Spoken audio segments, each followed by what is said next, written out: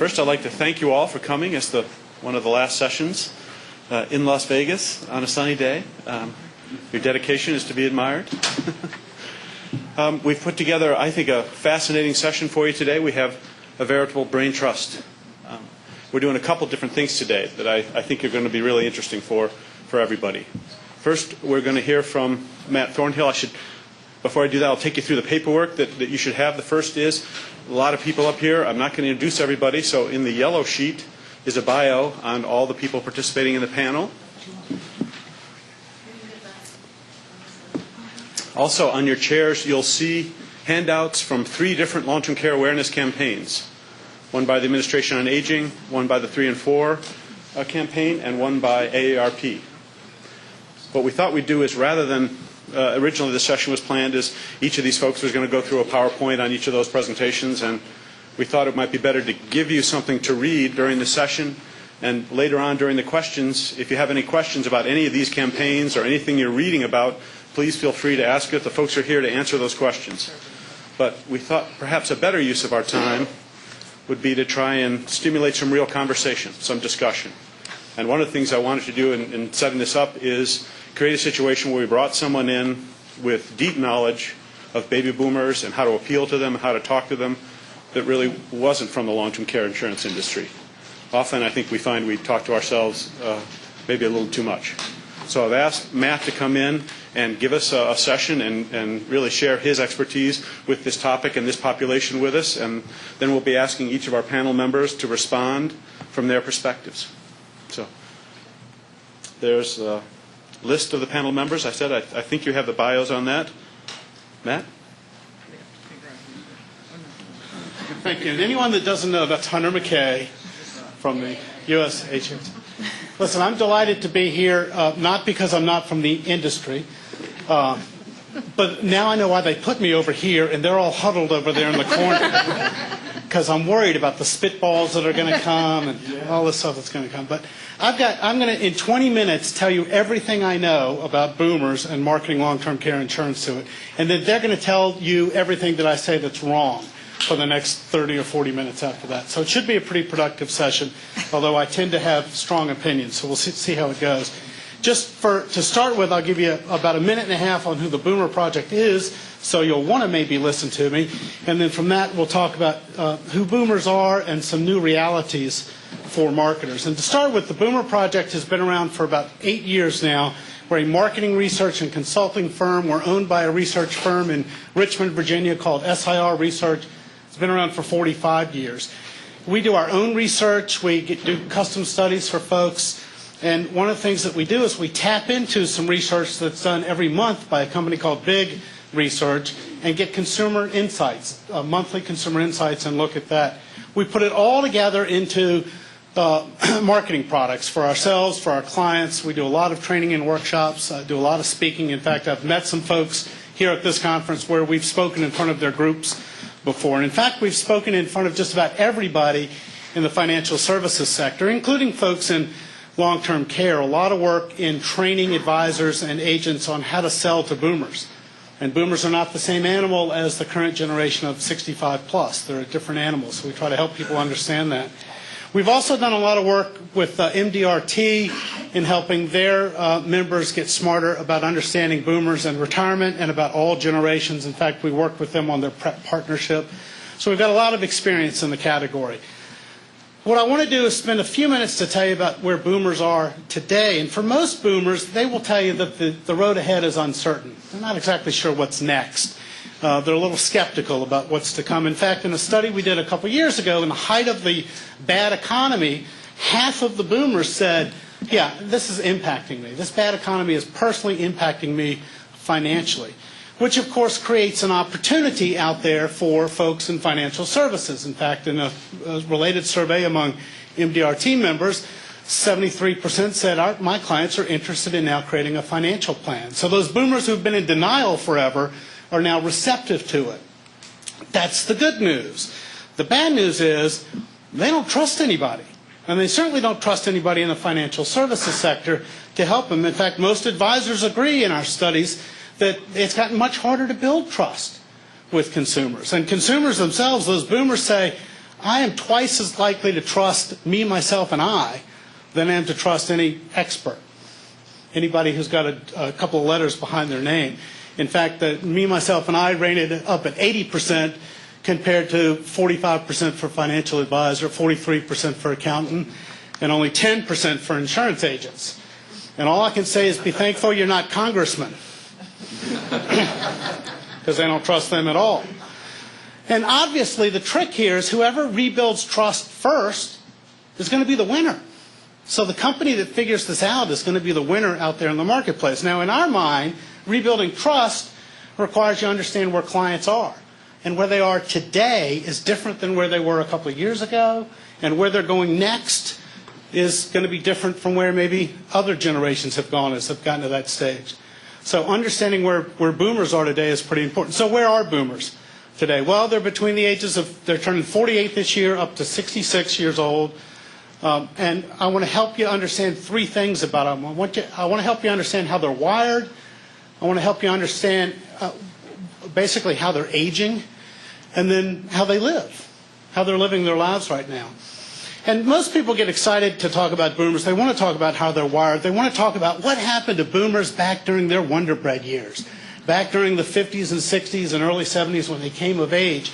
Because quite honestly, in the world of generational marketing, understanding the defining events when you came of age during your adolescent years, ages 10 to maybe 20 or 22, those are when the formation happens on your generational values, and maybe even a generational archetype gets formed. So boomers, if we look back at the late 50s, 60s, and early 70s, what were the events that affected them? Well, it was the birth of TV, the threat of the atom bomb, the space race, and Kennedy's Camelot, and birth of rock and roll, Martin Luther King. I haven't even mentioned things like Watergate or Women's Lib, but all of these things imprinted this generation and led to some pretty strong generational values. In our work, we talk about 6 of them: entitlement, control, personal gratification, strong work ethic, boomers don't accept the status quo, and optimism. And until this recession came along, it was unbridled optimism. Now it's a little more pragmatic optimism, but they're still pretty optimistic as a generation. An overarching archetype is that they are driven, they're transformational, and they're self-centered. Maybe not in a self-absorbed way like they were in the 70s, but what's in this for me is how they evaluate things. And perhaps for this industry, the thing that's most important is that they are transformational. They're going to change things. They have been involved in huge changes in society transformations over the last 40, 50, 60 years. Maybe they didn't lead all of these changes, but they were the foot soldiers that made them happen. So as we stand here today looking forward at age 65 and beyond, we're here when a transformation is going to take place, this thing called retirement. The retirement shift is on. It's going from being an event that was short, maybe 10 years, and was paid for by somebody else, my company or Social Security. And now it's going to be a life stage, maybe 25 years or longer, that we're going to have to pay for. So that's a transformation we're kind of entering into, and there's no rule book. There's no instruction manual. We're going to have to figure it out as we go. In a little bit, I'll come back and talk about the issue of control, which is another important generational value that you can tap into to market long-term care insurance. So that's how they're wired. Now, where are they going? How are they aging? Well, it's hard to tell with boomers because when we do surveys and ask them, how old do you feel, guess what they tell us? Younger. They all feel younger. That's because for most boomers, age is now just a state of mind. It's not a number anymore. In fact, let me show you a commercial that brings that to life. I will warn you, this commercial is rated PG-13. Best I can tell, everyone in here is over 13, so I think you can handle it. So let me show you this commercial. All right, check it. 3 aces.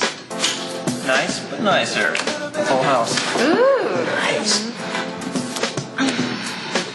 I got nothing. Oh, I was like, good gracious, aspirations, flirtation. What's going on?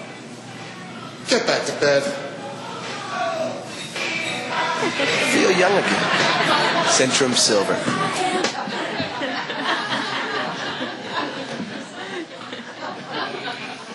Did You guys need to see that again?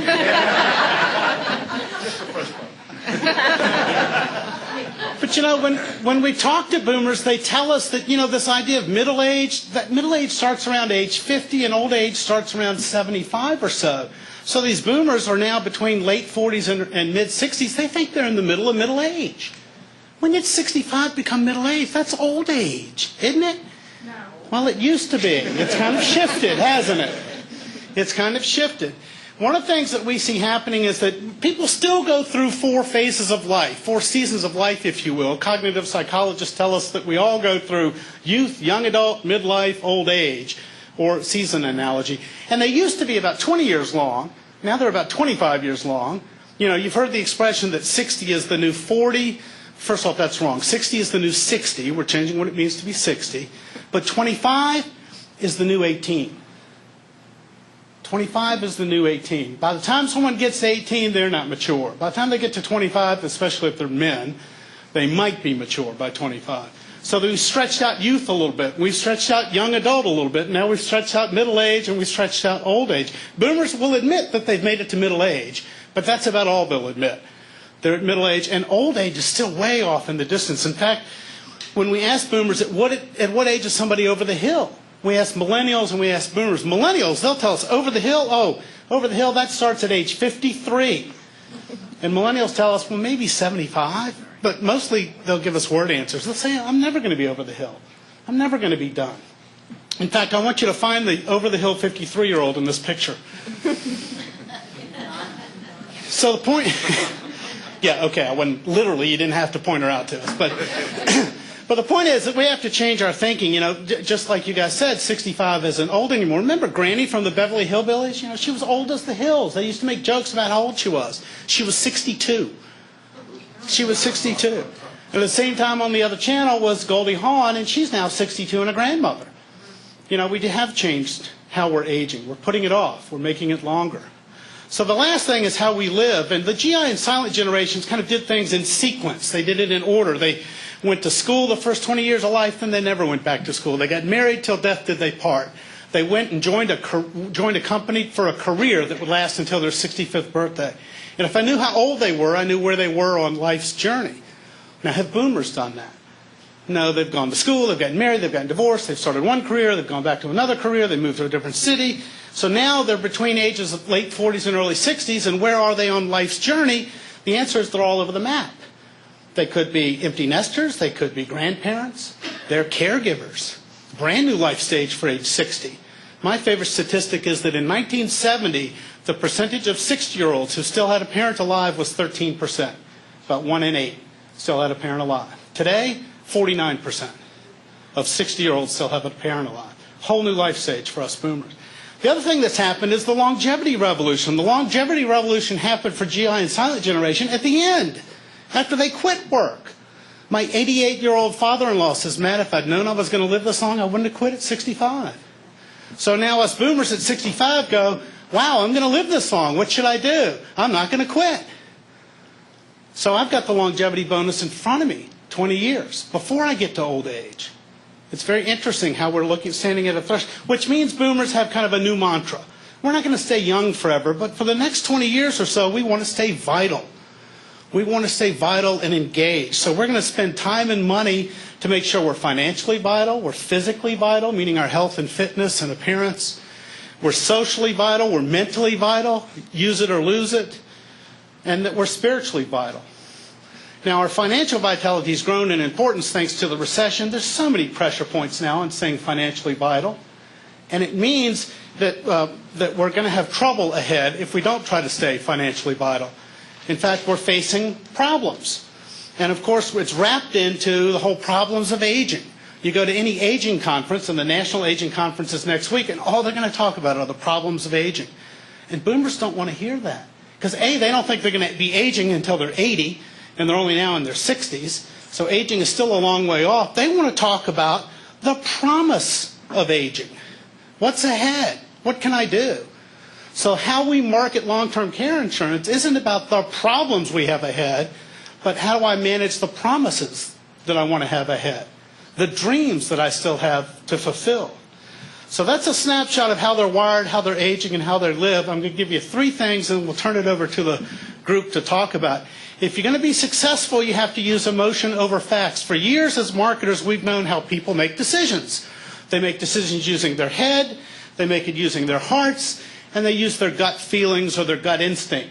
I like to call it the lower GI kicks in, gut instinct.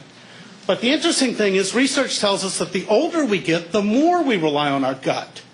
We don't need the facts. We respond to how we feel about it. In fact, a psychologist at Stanford a couple of years ago did a study and found that older people remember the emotional narrative of a story and not the facts. It's how it makes them feel. I mean, sure, I can talk to you rationally. This is a cup of coffee. And we can have a rational discussion about the blend and the flavors. But I can turn it into emotional discussion simply by putting that on it. Changes it all together. You're going to now have an emotional response to that cup of coffee. That's what you have to do. You don't have to fact people to death. Here's an ad for a cruise line. It says Mike and Sandy Moore, thrill seekers, piano bar regulars, dancing fools, fine dining aficionados, underwater explorers, sun lovers by day, stargazers by night. They just gave me 7 or 8 compelling reasons, emotional reasons, to take a cruise without telling me facts. We've got telescopes. We've got a piano that plays at night. We have restaurants. Those are the facts. Don't tell me the facts. Find a way to relate to me. Another category, far afield from you, but equally as expensive, a motorhome. A $600,000 motorhome. And what do they do in the ad? Is they put the facts in there. It has an impressive 625 horsepower Caterpillar C15 engine with ZFA S-tronic transmission, produces 2,050 foot-pound torque of king of the hill power, blah, blah, blah. Now, wait a second. Have you ever read an ad for long-term care insurance that talks about the facts? We do it all the time. Maybe you could do an ad like this. From an empty house to my granddaughter's first laugh. How far will your tiffin take you? Which brand understands the consumer at this age?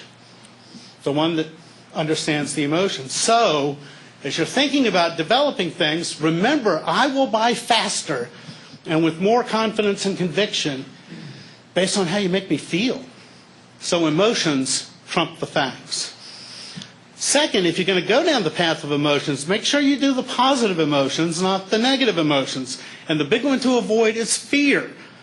But that's the one that everyone loves to talk about when you're doing long-term care insurance ads. Scare people. Well, it doesn't work. It literally doesn't work. This same psychologist at Stanford said, you know, this part of my brain, the amygdala, doesn't work too well in older people. It seems to be the tool that processes inbound information and decides whether or not it's going to send it into long-term or short-term storage. And it handles kind of emotional responses. And she says that thing just doesn't work very well in older people. So she devised tests to kind of prove it out. One of the tests is she showed people of all ages positive images. She showed them negative images. She showed them neutral images. And then asked them, what do you remember seeing? List all the images you remember seeing. And no surprise, older people remembered fewer images overall, but they really did not remember the neutral or negative images. We train our brain to turn off negative input the older we get. Think of your own behavior. When was the last time you went to see a horror slasher movie? I mean, how many of you saw the movie Saw? Or Saw 1? I mean, Saw 2, Saw 3. There's been 5, 6 of them. Have you seen any of them? No, because you don't need to see that. You've seen it. You don't need to see it again. That's how we train our brain. So an ad like this for a product says, I wish I had known. Most people don't know that age-related macular degeneration blinds more people. Are you at risk? They're selling fear. But a 70-year-old sees that ad, and they ignore it. They don't even see it. They just turn the page. And, of course, if they have macular degeneration, they really don't see the ad. Here's another ad out there that's selling the negative. Here's Ryan getting ready to make his approach. To the men's room. Looks like he needs to go urgently. True. And there's Casey about to drive, also to the men's room. He has been going over and over. Now Wilson, third time today, says he's going a lot at night, too. Yes, I'm afraid he thinks it's par for the course. For many guys, prescription I can't watch Flomax. But But what's interesting is that no one in marketing seems to understand how the brain works to process negative. Not only do they tend to ignore it when you get older, but in order to process a negative, you have to start with the positive and then apply the do not symbol to it. That's literally how the brain learns negatives when they're infants. So everyone in the room, I want you to not think of a pink elephant. Of course you're going to think of a pink elephant because I'm putting it up there. But in order to do it, you kind of have to do that inside your brain instantaneously. So an ad like this with a headline that says, shouldn't you question a life insurance loan that only offers to do part of the job? I'm not sure. Because I'm not sure if I see the negative or not the negative. Why is it even a negative? It seems it's just confusing, so I'm not going to pay any attention. So you have to be clever in your writing. You don't write a line that says, don't worry, our long-term care insurance will cover your needs. Well, now what am I going to do? I'm going to worry that rest assured our long-term care insurance will cover your needs. It's not complicated stuff. It's just copywriting. So avoid the negatives, be positive. And notice I didn't even use negatives in this. I could have said don't use negatives, but what would have that done? You would have gone out and used negatives again. So avoid them. Last, and then we'll turn it over to the panel, is control works better than fear. Remember I said control was a generational value that's pretty strong in boomers. They want to be in control of their lives. They want to be in control of their parents' consumption of health care. They want to be in control of their kids' education. They like being in control as a generation. But in this industry, we've done everything we can to make it impossible for a consumer to have any control. First off, we've invented our own language, our own secret code that only we know. Guaranteed minimum withdrawal benefits and 401k and 403k and 529 plans and Roth IRAs. We've got our own secret code that keeps you in the dark as a consumer. So what happens is we then want to talk to consumers and illuminate them to help them understand. So our conversations with boomers tend to start with the facts. Let me explain to you about long-term care insurance, or let me explain to you about annuities. Now, the better salespeople out there will say, well, I'm going to start with the rational benefits let's talk about the money you're going to need for long-term care or the income you're going to want for your loved ones or for your retirement years. Some may even start with emotional benefits about confidence or peace of mind and optimism, but very few we see out there are out there starting with the thing that matters most, which is control. Let me talk to you about the control you have over your financial future and about that time in your life when you're no longer earning an income and you're going to have to spend money on things. What control do you have over that? And what if I told you there are products you could buy now that could give you some control over that time of your life? There are? Yeah, they're called like annuities and long-term care insurance and all sorts of good things. So think about not talking just about the rational benefits, talk about the emotional benefits. Protect your son or daughter from having to quit work to come care for you. There's a much more rational or emotional compelling thing to say than to say, hey, I just want you to protect your assets. It's all about emotion. It's all about being positive. It's all about offering up control. And all of those together suggest to us is this industry ought to be aspirational. It ought to be positive about the future, not negative, not about the badness, but about giving me control that I can have over my future and giving me a sense that the promise of aging is something that I can have some influence on.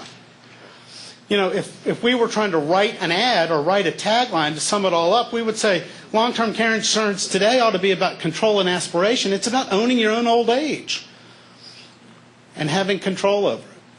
And that's a message that we think would respond well, boomers would respond well to.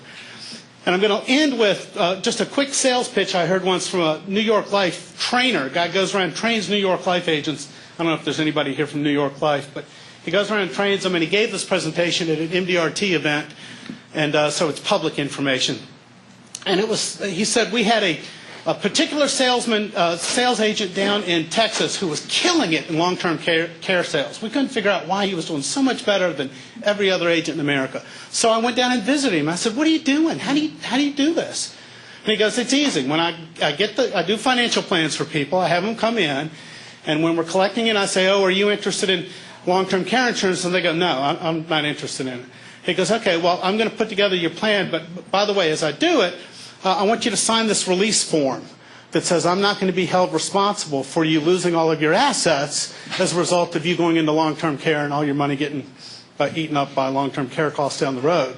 And if not, I'm going to have my guys go ahead and just put together a plan. You don't have to look at it, but if, again, just sign this release form, releasing me of fiduciary responsibility. I don't know if that's legal, but it worked to make this guy a lot of sales. So there's lots of techniques and tips out there for kind of connecting with this audience. Again, it's about giving them control. At least that's my story. And now let's hear from our esteemed panel and see what they have to say. Guys? Thanks, Matt.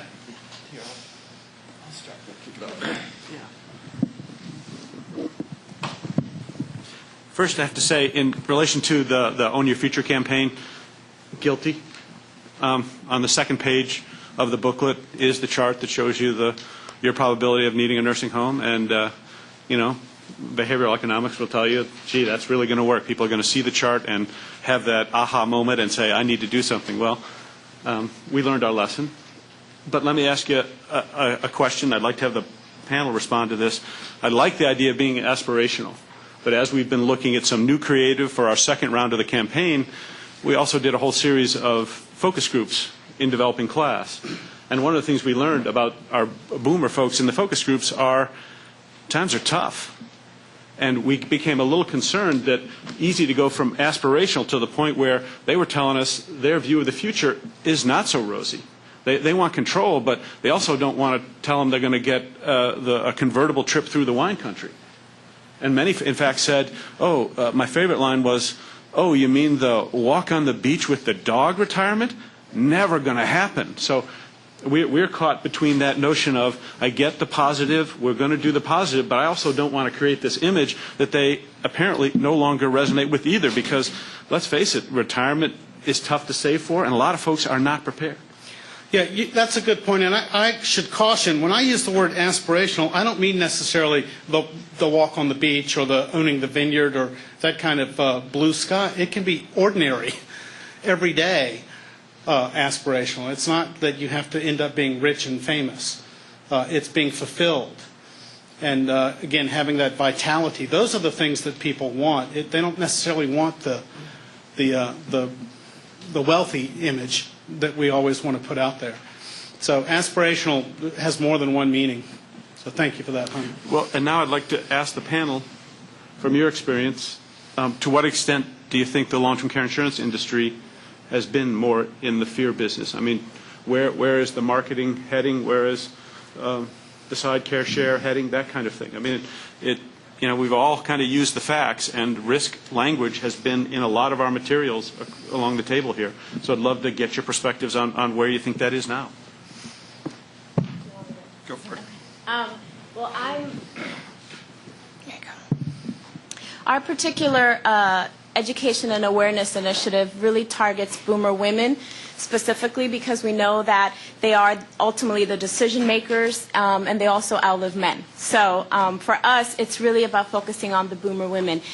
And actually, I think that a lot of our research, we did our own primary research with boomer women. We found a lot of what you've shown us in your presentation in terms of the aspirational piece, and we found that women were not so much interested in the asset protection, but it's the not being a burden on their children. And across the board, when we looked at ethnicities, different ethnic backgrounds, it was the same thing. I don't want to be a burden. And so in a lot of our messaging, it's more, we focus more on being in control of the situation and in providing a gift for your family. And that is the gift of having a plan, at least acknowledging what may be the decisions that you may have to make down the road. So we found that long-term care in and of itself was too big for many women. It was too much to think about when you say plan for long-term care. And so for us, we've decided to break it up into more sizable chunks that women could really kind of grasp and do something about. So when we talk about long-term care, we talk about it in what we call these 4 pillars, which is home and community, it's finance, it's the legal issues, what we call your wishes, and health. And so in that way, women have felt that they could do something. So they took each issue separately, then they were building towards a plan. And so now long-term care didn't seem like this big, ginormous thing that they couldn't even fathom planning for. I think it also helped us in really turning more of the positive messaging when we broke it down that way than doing more of the scare tactics. I don't know if that answers.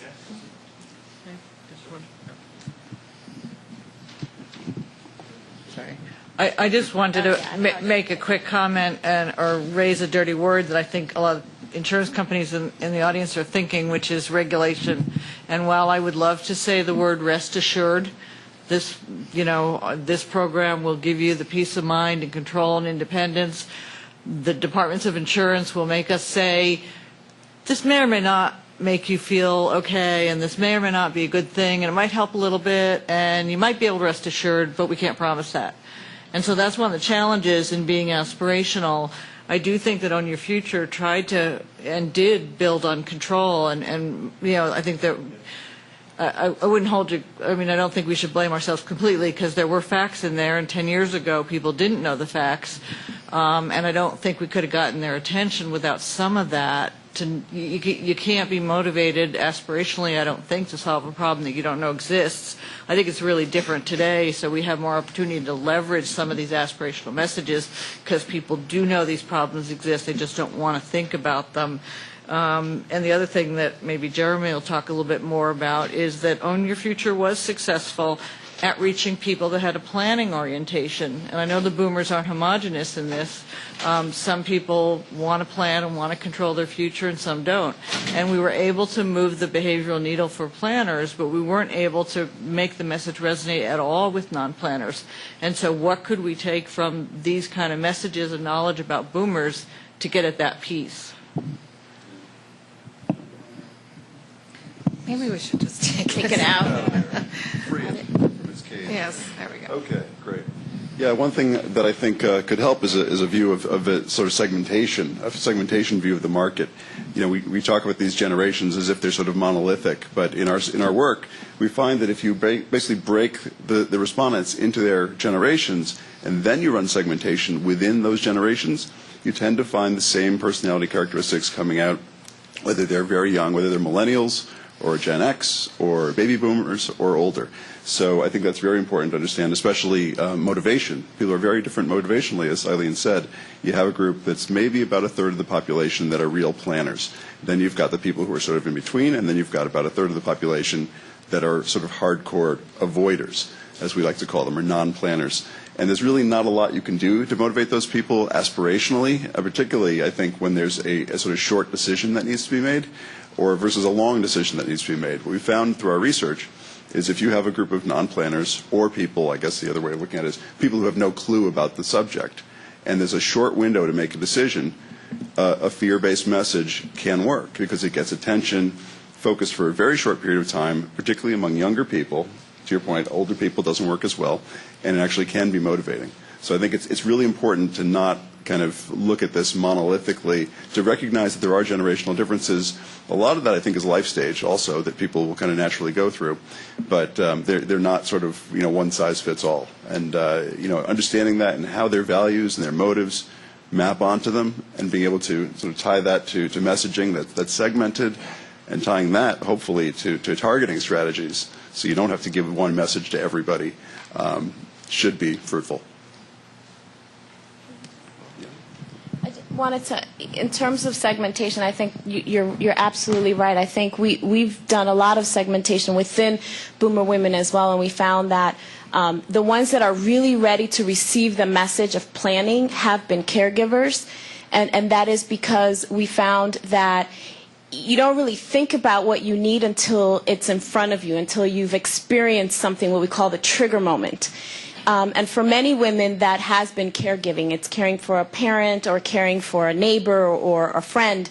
And those are the women that are sort of like, oh, I don't want this to happen to me, so I better start doing something now. So for us, definitely segmentation has been very key in our messaging, and tactical planning as well. Actually, I'll build on that for a quick second to say that in our sales process, we have a 7-step sales process that maybe a lot of producers are familiar with, but one of the first things they are prompted to do is to tap into the emotion of the prospective buyer by asking them what kinds of long-term care experiences may they have had. And so even if it's not like a direct caregiving experience, they've seen an experience somewhere, and with their parent or with someone else, a friend's parent or something, and it's not about the product at all, and it just eases them into the conversation through that personal experience, asking them to think about that. Something totally different, though, that occurs to me. You talked about boomer values being entitlement and optimism, and I think those work counter to what we're trying to do. I think what boomers have done is sort of change the world as they get to every stage of their life, right? But they're not going to need long-term care for many years. That's what they all think. And so I'll deal with that when I get to it. And so I think that's part of the denial factor that we face. And I don't actually think they're very good planners, but they need to be planners to buy long-term care insurance. Their inclination, because of these values, is to wait and deal with it later. So one of the things that we do without trying to instill fear in people is to educate them on why they need to act now. And one of the lines we use is, your age and health matter. So the age when you buy and your health when you buy matter a lot.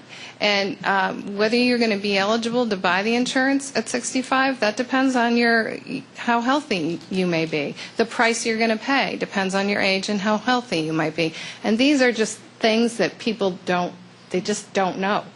I have so much I want to say, but I'll pass it on.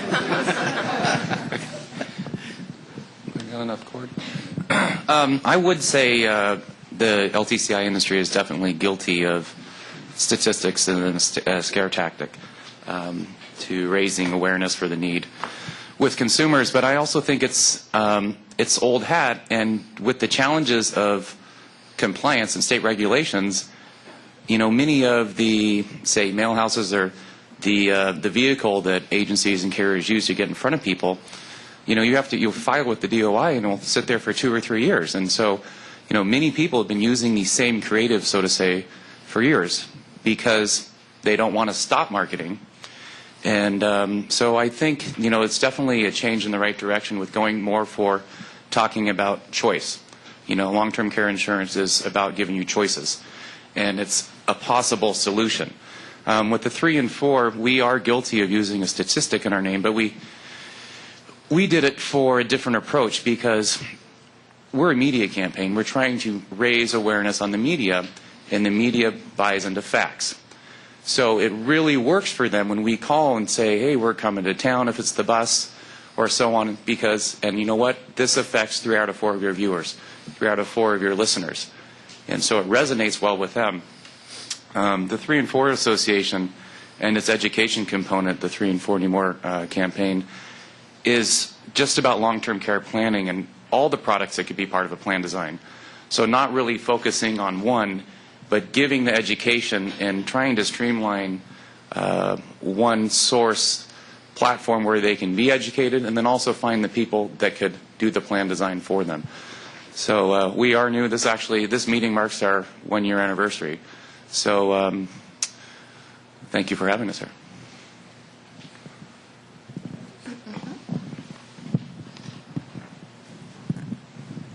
Maybe we could throw it over. Matt, could you talk a little bit about your experience with segments?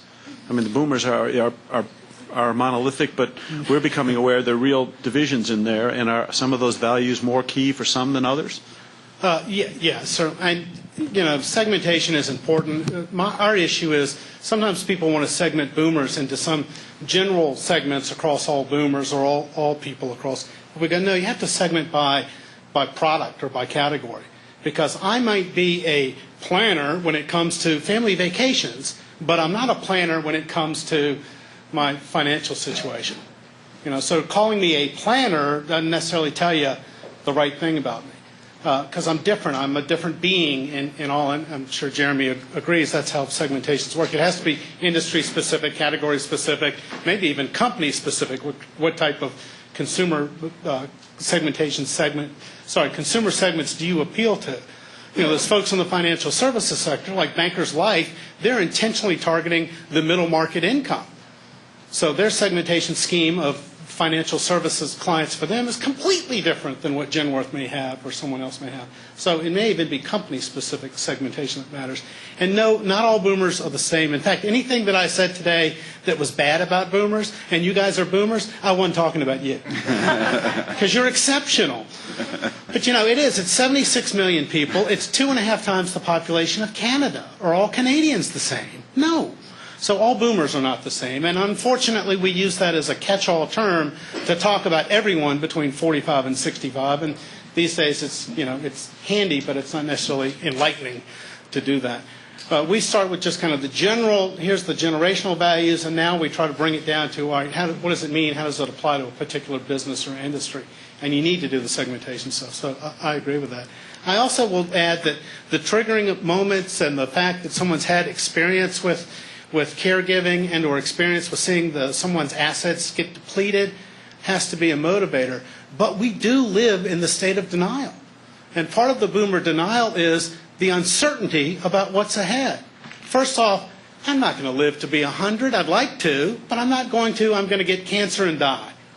Or I might get Alzheimer's and maybe I'll have to have long-term care insurance. Or, you know what, the government is going to have to deal with this because we can't afford all this stuff. No one knew we were going to live this long and be this sick, so we're going to have Alzheimer's farms set up where we all go live together in a commune and walk around the farm and not get in any trouble. I mean, the answer is we don't know what the future really holds, so that's why most boomers go, I'll just worry about that when I have to, because that's how they've always been. They just worry about it when they have to, and they think it'll all work out in the end. So it's hard to get them off that. It's hard to overcome those obstacles, I think. You guys have a challenge ahead of you.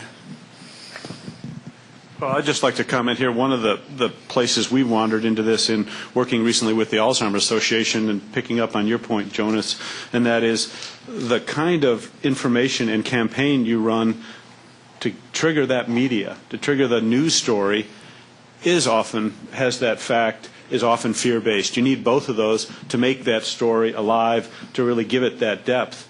But it changes when you're asking someone to say that's, and one of the things that Alzheimer's Association has done has been incredibly successful at getting people excited about Alzheimer's, a big issue. You need to know, and one of their ads features a table where there's a birthday party, and the tagline is stolen. And the grandmother literally disappeared. The image disappears. And they have a lot of it's giving you that. And those are great for getting people to say, wow, this is a huge issue. We need to do something. And they've been very successful. Turn that to saying, I need an individual to act. This is about me. I'm not sure you get the same response. And that's one of the places where you get a difference. You can get the news story, because those organizations, those advocates, are going to be susceptible to those. But are you going to get me? Is that going to motivate me to do something for myself? Ouch! I'm in denial. I don't, as you say, I don't want to see that image. I don't want to associate that image with me. I can get excited about it from a policy perspective, but it's not going to get me to do something. I'm not going to be more scared than I am. And I have to note, folks probably saw the Bankers Life survey that came out 2 or 3 weeks ago. Alzheimer's is the #1 fear. No surprise, as they asked pre-retirees what they knew about their Medicare benefits, they knew more about their Medicare dental benefits than they did about long-term care. And I actually don't think that's a coincidence. I think the fear motive actually triggers a reaction of, I'm not learning anymore. I'm avoiding this subject. So, yeah, I'll learn about dental. Why? Because I'm not terribly afraid. I mean, I'm sort of interested in what kind of dental coverage I have. I'm not talking about long-term care. That scares the hell out of me. So one of the dilemmas we're in is we feel that fear actually becomes an obstacle to getting people to engage in the subject, to learn more. So I see how we need it in certain circumstances, and it is useful, but by the same token, as an individual motivator, I think we're almost creating more of an obstacle because you've triggered that denial, and people are in a hurry not to hear anymore. Okay, I got to go right now after that. So, I do agree with you. And once again, the other campaigns are not necessarily having a person or a representation on news and in the media like that. And once again, it was our first year, is our first year, and going about, starting with a statistic to get the awareness to the media to actually build on our brand. This coming year, what we're doing is we're actually focusing on bringing more people in. So as you segmentize boomers by certain demographics and so on, and lifestyles and profiles or whatnot, the segmentation that we're going to do is, for years we've all been to these events and everyone said, I wish we had a Got Milk campaign. How many times had we heard that? Something along those lines. A face to resonate with long-term care insurance, so to say. So our plan was to establish the 3 and 4 as this non-biased, non-profit educational platform that encompasses all the tools and the professionals that are going to help administrate them. So phase 2 is, and Dr. Marion is just one phase of that, so she is almost a segmentation for us. She's our doctor segmentation. Certain people will feel with her. We're also focusing on bringing another spokesperson in the entertainment segment, the athletic segment, and the financial services segment. So we're going to be taking a warm-hearted approach to bringing faces that people know and trust, and they'll be talking more about choices and whatnot. But we had to lay a foundation to kind of get into the media, otherwise it's too soft for them. And so fortunately for us, we can kind of say that we're still growing, and I guess hopefully we can make some mistakes and learn from them. And being part of this, we're definitely learning. But I think today with, social media as well, all these campaigns, if they really learn how to utilize the social media, more people will be talking about some kind of plan, because without a plan, it's a plan to fail. And with, the boomer segments, it grew by, I think Facebook grew by 1 million people last year, 55 or older. It's the fastest growing segment on there. And, there's 10% of Facebook is actually 55 plus. So think about that. And why? Because they're connecting with their grandkids, they're connecting with their own kids that are at college, and they're becoming technology savvy. So if they could start sharing their experience as far as planning and choices and whatnot there, they'll actually be doing the work for us. But it's up to all of us to tell them about where to find those tools and provide those choices for them. I guess, had a quick question for Matt and for the panel. One of my least favorite topics when I'm working with anybody on any kind of awareness, marketing, long-term care campaign is when somebody says, we should have a spokesperson. Let's get so-and-so. And there are such strong emotions on either side about whether that's good or bad. We know affinity is important, and that seems to be the message is better received when there's some positive affinity. But with whom do people have affinity is difficult sometimes to predict. But I would just be curious what people's experiences or perspectives are on the issue of spokespeople.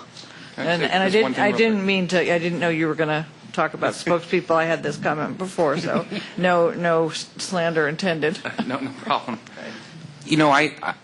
I think that if you find someone that's neutral, I would think that most people in this room don't have a problem, hypothetically, and we're not doing this, but with Jerry Seinfeld, hypothetically, if people don't find him offensive, most people find him funny.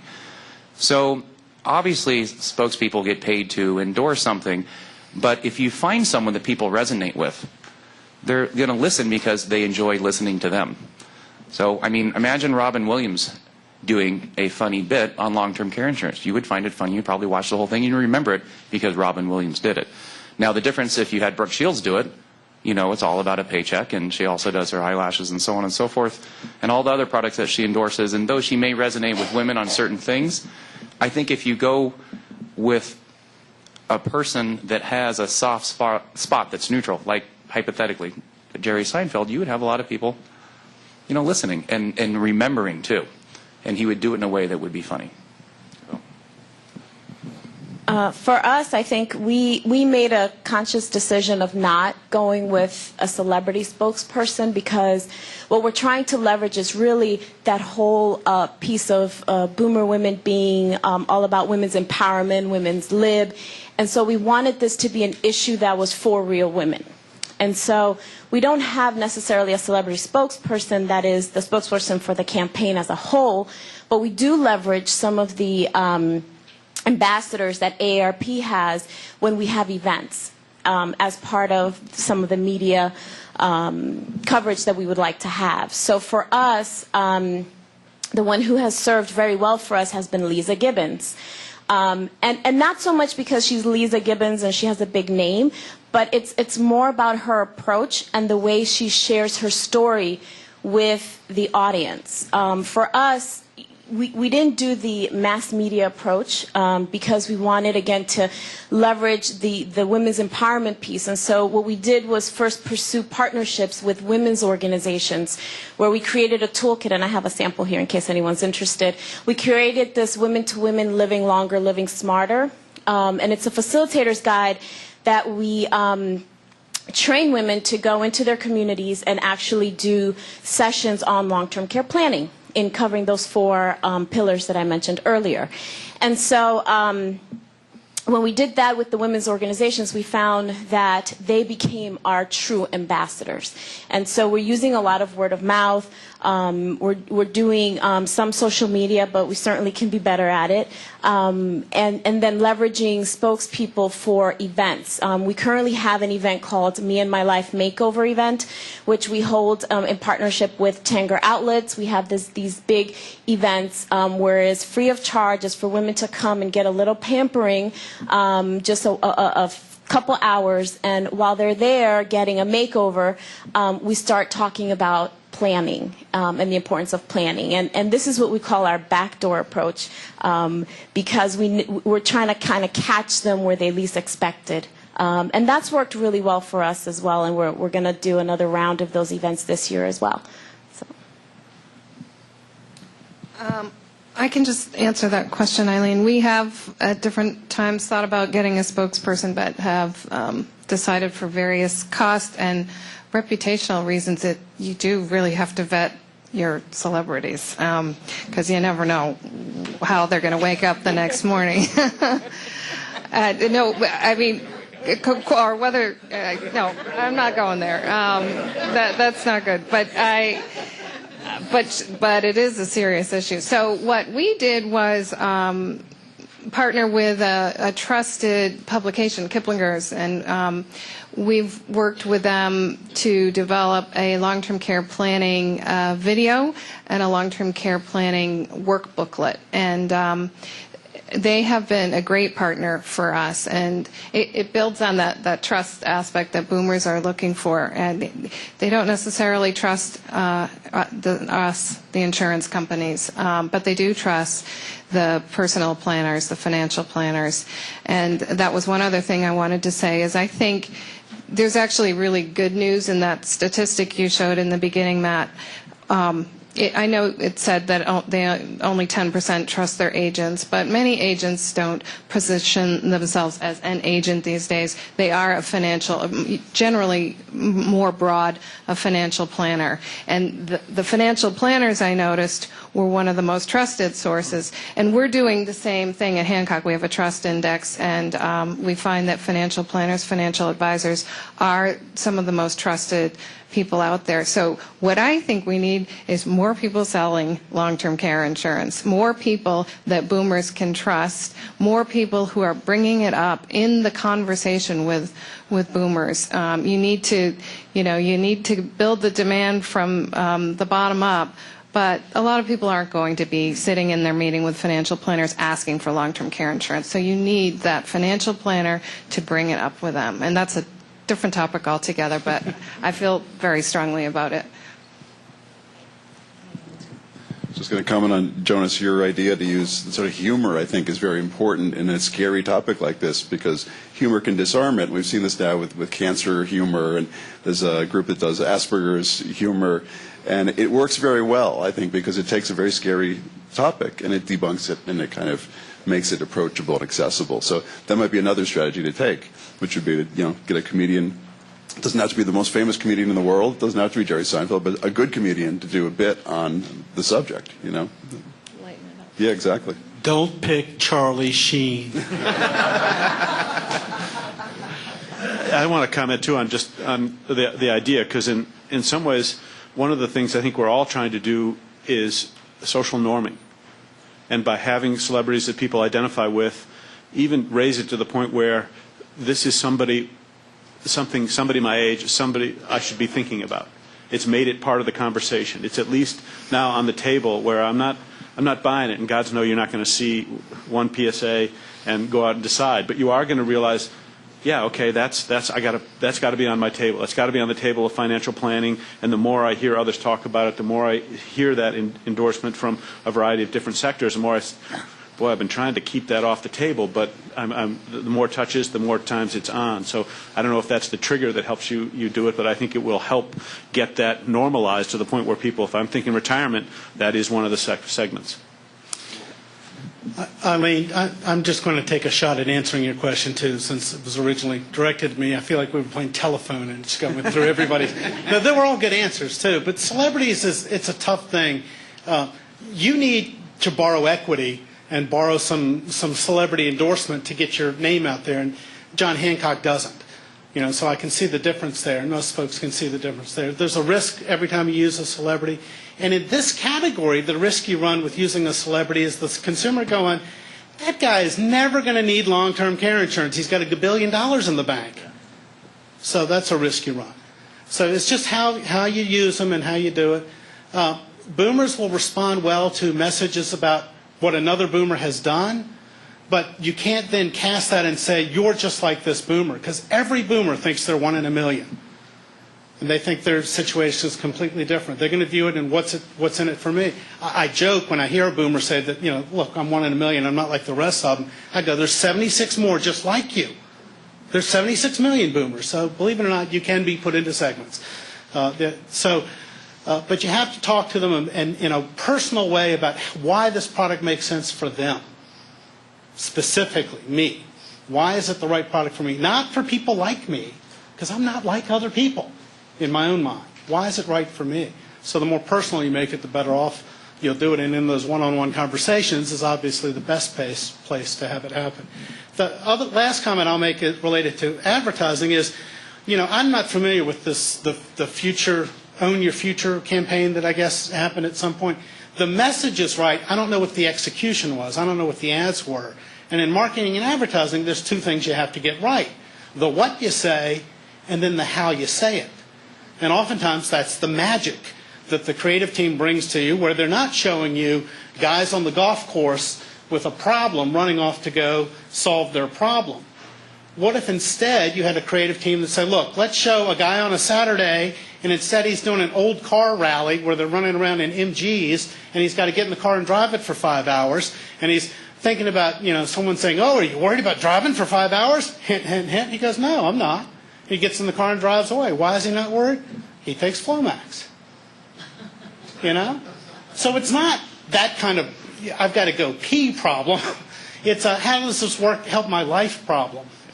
So how does it solve an issue in my life or help me deal with an issue in my life? So that's the positive aspirational aspect of it that you can do. The good, how you say it can make all the difference. The what you say is the same, but the how you say it is different.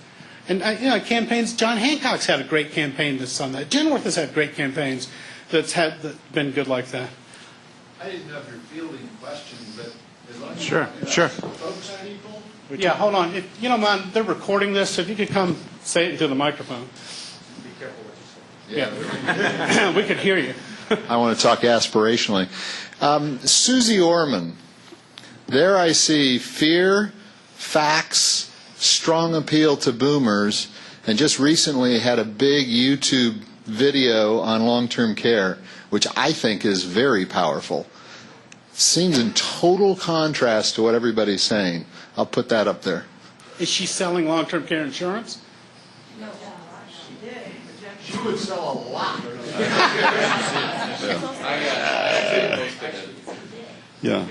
Yeah, I actually would agree with the questioner. I think, it's that we're talking a lot about aspirations. There's also equally powerful frustrations of motivation, which are inherently negative, but they're not completely negative. I mean, you've got, let's say you want to feel more empowerment in your life. You could feel trapped. That's the flip side of it. I don't feel empowered. You can market to that. You can say, you feel trapped. We need to free you. We need to liberate you. And there's 9 such motives that we've mapped out for people, sort of the top of that of your ladder there. And I think we can't just say we're only going to be on the positive side of the coin. The negative side is extremely effective too, especially alternating the two of them, saying something positive, implying something negative, go back positive. So I don't want to, again, oversimplify things. Also, segments respond differently. Some segments like to hear the negative. They feel like it's a challenge to them and they want that. Others just need to be reassured. So I guess I'd say, yes, all those things. You should use all of those tools. Well, and keep in mind that everyone hates political ads that are negative, but they work. So.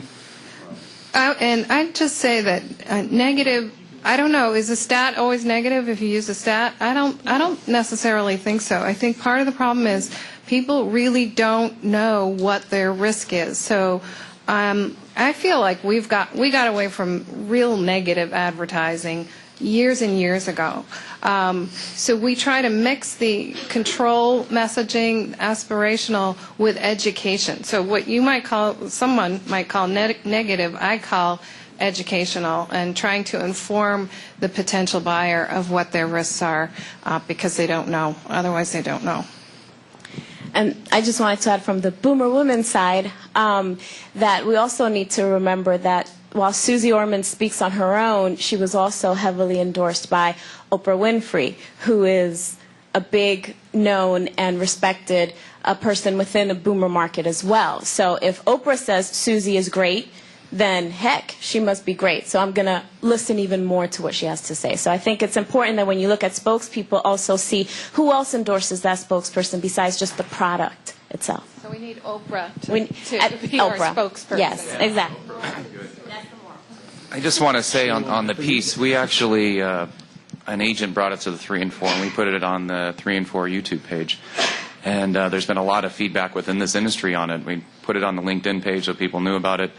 And then I know that other agencies have been using it from a lead generation side to see how it supports their lead campaigns. And what I've heard is they're up quite a bit. And the difference is she's not a spokesperson for long-term care. The key difference is she just talked about she was, but this was just on her show. She goes, I just want to talk to you about this today. My mother is paying X. Or no, I'm paying X for my mother, and I'm fortunate enough to be able to do it. You all need to look into this. It's not right for all of you, but you need to look into it. And so she endorsed it, but she's not being paid to endorse it. And so that is the big key difference. It's not an ad for her, it's just on the show. And I think that's why it's working so well, and people find her a trusted, resource. And I think with, one thing that we're trying to do with the 3 and 4 is, since it's about products and solutions for long-term care plan design, all of them, we're strategically aligning with financial advisors and CPAs and other trusted resources. And they're becoming local feet on the street 3 and 4 supporters. And so when we're doing our tours, we're stopping by work sites where they've done multi-lives or big group plans. We're going to financial advisors, and we're doing, talks with them and doing media things with them. So we're getting them involved. And I think that's critical to have a grassroots component. So, and a producer component, a specialist component, because it will start to snowball. And I think that's one thing that we've been lucky enough to have, because, pretty much the advisory board of the 3 and 4 all come from the sales side. So we understand a lot what's going on there, but then putting a bunch of marketing into it, that it seems to be taking grasp. All right. Hunter, can we hear from our questioners? I'm Mickey Bathel, and I thought you might like to get a perspective from the producer. It's nice to hear all of the input and rationale behind things, but from my perspective, I can tell you that I've only found that there are 2 segments to my market. One are the people who have had a personal experience with long-term care, family member, friend, and there are those that will have. Now, the ones that have are much more receptive to talk to, but yet, as a matter of fact, probably 90% of of the clients that I have fall into that category. That's where the message needs to be driven. I don't think anything else. I mean, I just think because they're the ones that are going to be the most likely to take some action. The second thing I'd like to make an observation to you about is that if companies would, and then this is a negative, but I'm going to say it anyway, if companies would change their message to the producers to one that the message that would address the consequences of not taking action as opposed to what the product does. I promise you that when I talk to clients, they truthfully don't care what the name of the company is. They care that it will help them to not be in that situation that their mom and dad were in or their grandmother or grandfather were in. So it's more about consequences of not taking the control into your own hand as it is to this product has all of these different features. I never talk about products with my clients. I make sure that it's going to do what they need it to do, and I know enough about it not to put them in a product that won't do it. So that's my view. Yeah, I kind of like Mickey. I'm in the distribution side, but I don't sell a lot personally. I'm selling through others, and I don't use company materials. People ask for it. I got to ask my staff to look for it because I don't even use it. Two things. I got in late. I apologize, Jeremy. I'm imagining that some of our research work didn't come up here, did it? It hasn't yet. Okay. Well, I'm a big believer in stories, and stories. If they don't know the person, different people will identify with different stories. So Jeremy and I did some research several years ago for some of the carriers, and we had a lot of stories in a presentation, and we had 5 or maybe even 6 stories in a 45-minute presentation, and some of the carriers were telling us it was too many stories, and we did I think Jeremy was handling the focus group afterwards, and I don't think he was behind the glass where I was with some of the carriers, and suddenly one guy says, "I don't know why you had that story in there," and the carrier rep that had been telling us we had too many stories kind of had this smirk on his face. And then he says, "I don't know why you had the story." And then all of a sudden, somebody on the other side of the story says, "Are you kidding me? That's my family." And they didn't have the stories in front of them, but it was like just like dominoes, one by one. Every story that we had in that presentation got, because once that lady says, "That's my family," another person says, "That was mine," "That was mine." Every story got identified. So rather than spending a lot of money on a particular repetitive spokesperson, I would be a little bit more inclined to have a series of stories that have some common theme in coloring and music and whatever messaging, so that people see it as a campaign, but they hear a variety of stories that they can, and they can go to a website and link these to other people and say, "Hey, what did you think about that? That's like what happened to me," or whatever, using social media and such like that. And the only other comment that I'd like to make at this time is, one of the things that I like to do, and again, you got to take what I say with a grain of salt. I'm a good, batting ideas back and forth, but I'm not on the street like you are and like you are so much. But I like to encourage people to say, talk to me about your family. Okay, Hunter, what would your mother-in-law like to see happen? What would be her best scenario if she needed care? Okay, because now I'm not talking about Hunter needing care. I'm starting off with his mother-in-law needing care. And what would be the most favorable scenario is not scary stuff. But what happens is you follow through that, the client brings up the scary stuff. You just ask them questions. Okay, that's what would be best for her. What would be her husband's perspective on that care? How would it impact him? How would it impact your wife? Okay, and that just brings out, and then it's their situation. They're internalizing it. It's got to be internalized. Like saying, that's somebody else. That's not me. You've got to find a way to get them to internalize it. Let me just respond, Maria. Well, I may agree with your points. I have to say, folks probably saw the New York Life study that they did, where they actually surveyed a bunch of folks, and one of the things they asked about is previous experience, and they found that folks that had long-term care experience were no more likely to have purchased long-term care insurance than those that had. Sure. We've been watching that variable for about 14 years with the CalPERS program, and in the beginning, it definitely differentiated between buyers and non-buyers, whether they had any experience with long-term care in their family. In the later years, it no longer differentiated in that regard, but it did differentiate for what they bought, and people that had long-term care experience tended to buy deeper coverage than those that didn't. And I think that just reflects the fact that people were more aware of the facts today than they were 14 years ago. Just say single urban professional women are the segment that's most likely to buy long-term care, and it doesn't matter if they've got that experience or not. Like they get it early, they buy it early, they know they'll need it. So I think the segments still matter, I guess that's what I'm saying. I have a question for Matt. Periodically, there have been discussions about changing the words long-term care insurance. So if you take a look at the words life insurance, what it really is death insurance. It's covering somebody's death, but we call it life insurance. Okay, so for the words long-term care insurance, what are your thoughts about changing those words? And if you think they should be changed, what would be your suggestions for changing them? Yeah, I don't know if I can come up with anything off the top of my head. I'll send you an email. I think that language does matter. I mean, it's not global warming anymore. It's climate change. You know, it's all in how you position it. They're not nursing homes anymore. They're skilled nursing facilities. In fact, they're not patients at skilled nursing facilities. They're all residents. So the language does matter. And maybe long-term care is not the right name. I don't know if you guys got another name for it yet. Well, one of the things I'll comment on. One of the things we're hoping to do in the next phase here is do some social media in a form we're going to emulate something that Disney's doing. And one of the reasons is we're fairly convinced that, and you mentioned language, how important it is. We think we're asking consumers to come to us. If you want to deal with me, you must learn my language. You must learn ADLs. You must learn long-term care. Because that's how I'm communicating.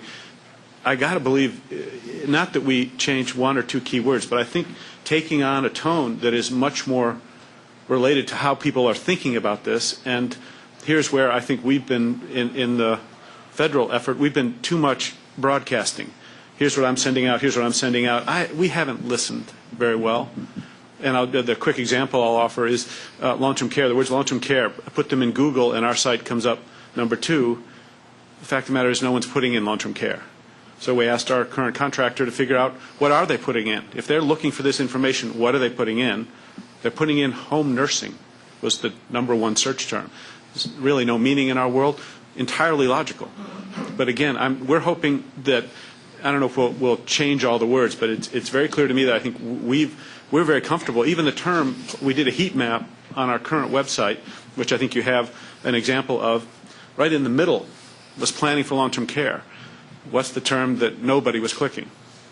Planning for long-term care. It seems like an empty bucket to me. I don't know that consumers can tell you what that has any. If you stop someone on the street and said, what does that mean? I don't think they'd really have an idea of what you mean. So there's got to be an effort on our part. I don't mean we're not going to obviously drop everything, but we got to find a middle ground here between the words that we're very familiar with and use all the time and the way they're thinking that gives us some better way to communicate. Because communication boomers, it's got to be about me. Well, you're talking you're expecting me to kind of learn your lexicon before we can have this conversation. In this day and age, I just can't. I don't think that's going to happen. I just want to share one more thought. I'm sorry, John.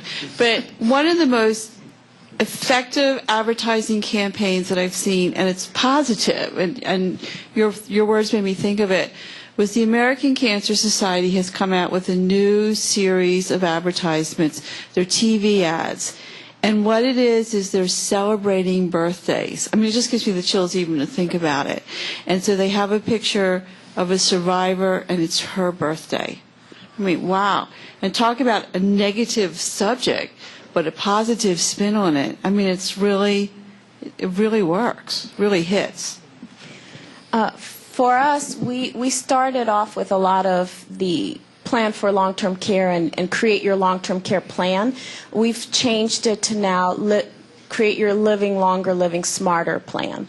And this has been received very well by the women that we work with. Regards to tone, one of the things that we did hear from our audience is that they don't want to be told what to do, and don't assume that I haven't done anything. And so a lot of the messaging that we do and the tone that we take is more about us being a partner, us providing tools to help you through your process. But only you know what that process is.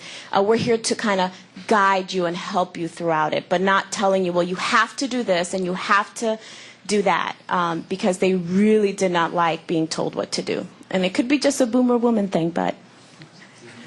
Well, then again, boomer women are, by and large, where part of the target is. Really interesting conversation. Couple comments on it. One, Jeremy, I buy completely the segment thing.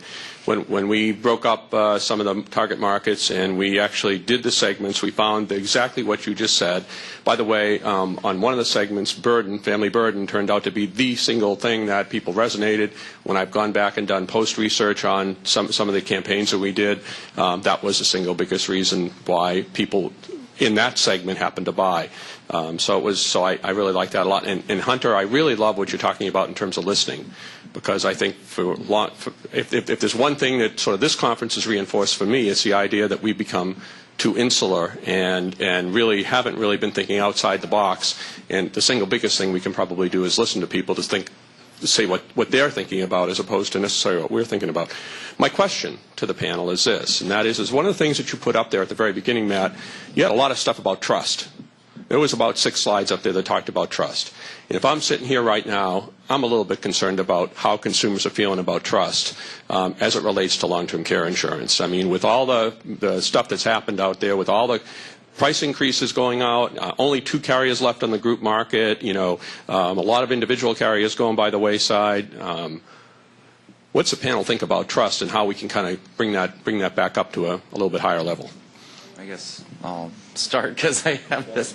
But yeah, I'll answer all that real quick, but I also want to say something real quick to your nursing home. So when I'm not wearing my 3 and 4 hat, I'm wearing a marketing hat for a national agency, and we came to find the same thing.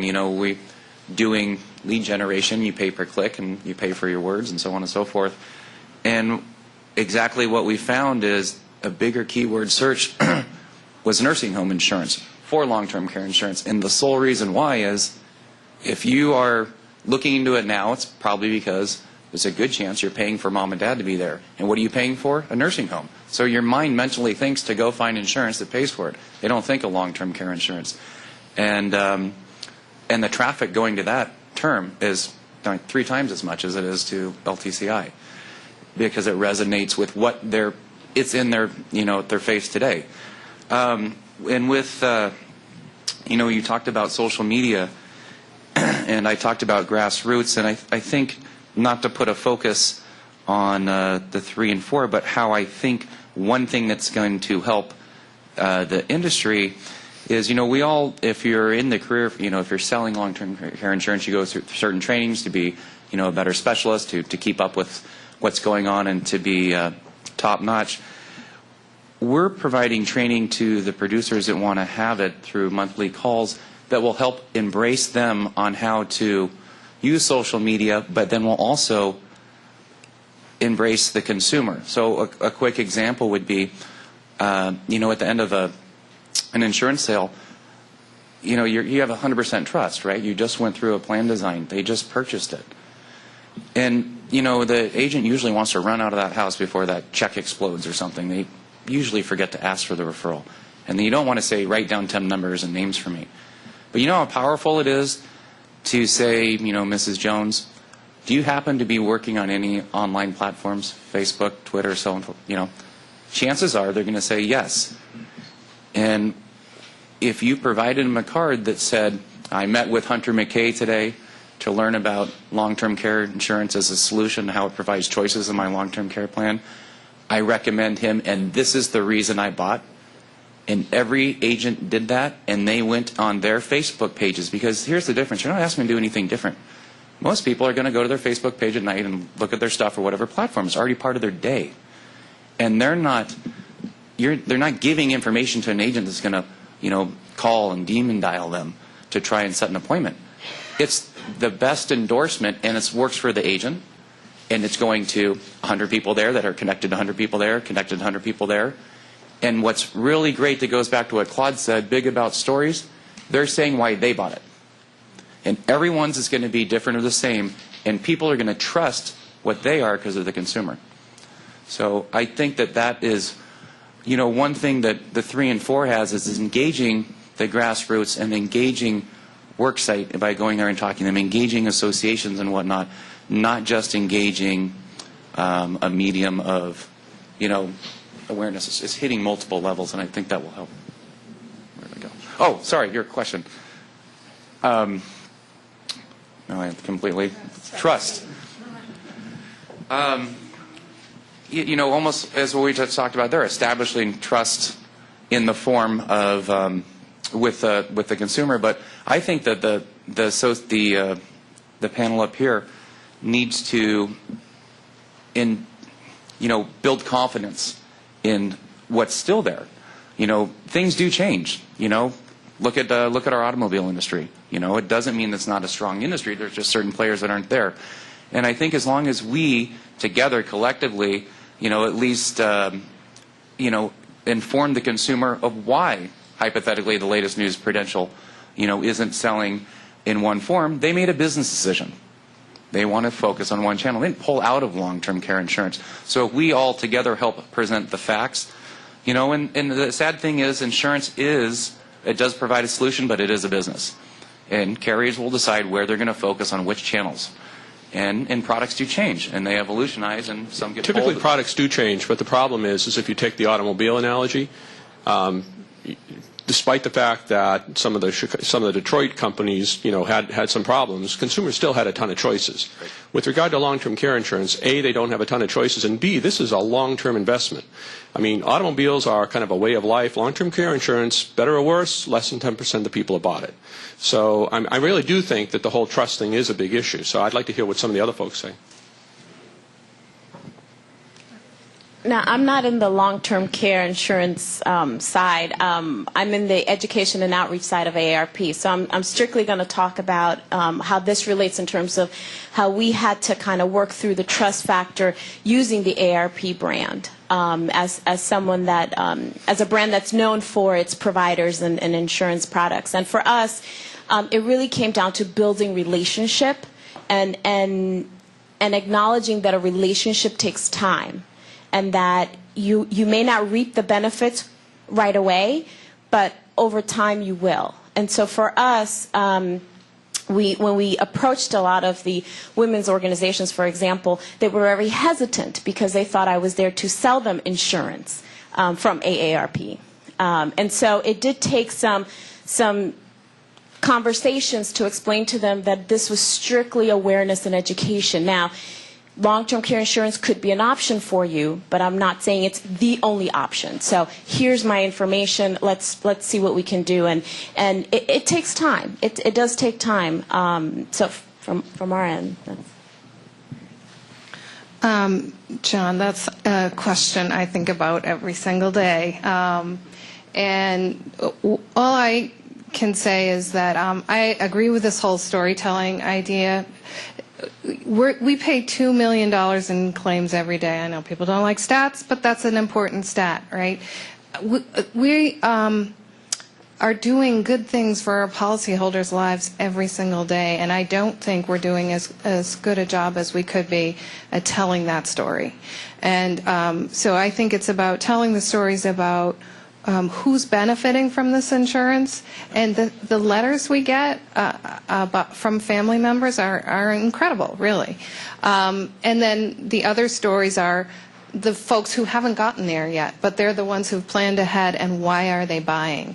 And I think those are two very different touch points, but those are really important stories to be telling. And over time, I do think our industry is going to stabilize, and we are going to earn back the trust.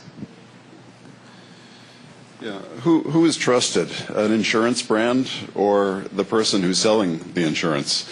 I think it's the latter. With brand equity, the whole concept is built on this idea that, the John Hancock brand or the Genworth brand is worth a certain amount of something. It's nothing compared to the trust you have for a human. So I think that's where the trust the rubber meets the road there. I'll just add, from the federal government's point of view, the rate increases have caused us a huge issue, and we're in a place where we're not sure what to tell consumers. And it's very difficult because at times we are accused of being a shill for the long-term care insurance industry. Oh, you just want to cut Medicaid. That's the only reason you're talking about this. We've had to be very careful, and Eileen was terrific in writing a section on the site about who should buy and really trying to inform people.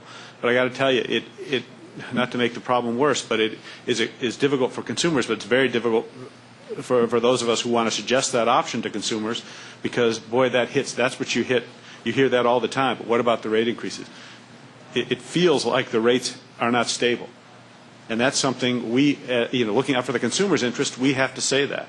We have to say that there have been rate increases. And if I'm advising a consumer, you need to be aware of the fact that the rates have been going up. And that's a significant story, and I can't explain it away. I mean, that's just part of it. And personally, I think the trust is really going to be built back when it becomes clear that if you get a level premium, that it is in fact a level premium.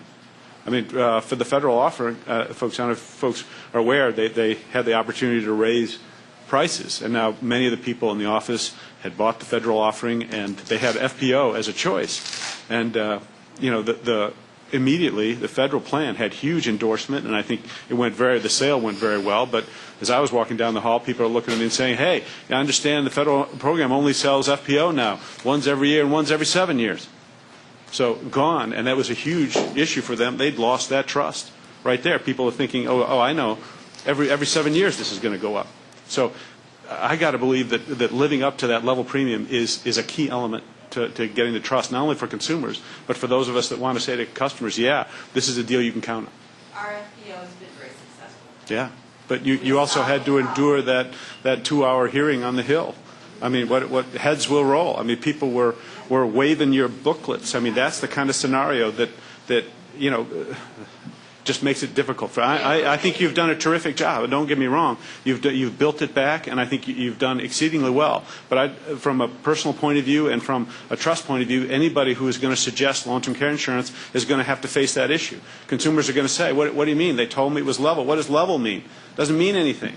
We don't say it anytime. We're being Yes, very, no. very honest with people. It's in all of our marketing. But you know as well as consumers here that, yes. Anyway, last question. We've gone way over, and I really appreciate everybody being here.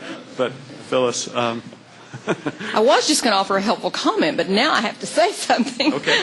Last comment. We were very clear in all of that federal education about the rates could go up. I think the problem we've got in our industry is all the producers who told people when they said level premium, they created the illusion that the rates would never go up. That's the problem. And the fact that, yeah, right, I know, John, but we don't, because it's not true. I mean, and I just tell people, it's like your homeowners, your car insurance, MedSup goes up every year. My health insurance has gone from $300 to $1,100 a month. What doesn't go up? But the companies that have had 1 or 2 or 3 rate increases over 25 years, let's put them on a pedestal compared to every other product. But what I was really going to say, the stories, the Life Foundation does an awesome job. And if you're online and you're in a client, if you want, there's awesome stories. 4-minute videos of long-term care people, families, blessed, make you cry, all of them. But they're great, and they're free to show. And, I mean, that's what that's all about. So, and on all the other products, too. But they've got some great stories. The Life Foundation, lifehappens.org. Lifehappens.org. There's also a link from the 3 and 4 website. Exactly. All of those videos. Thank you. Yes, it is. With that, I'd like to thank the panelists. I mean, it's been a uncomfortable seating, but just a very interesting conversation, and I thank the audience for sticking around so long on the last day. I want to thank Matt. Very interesting conversation. Thank you all.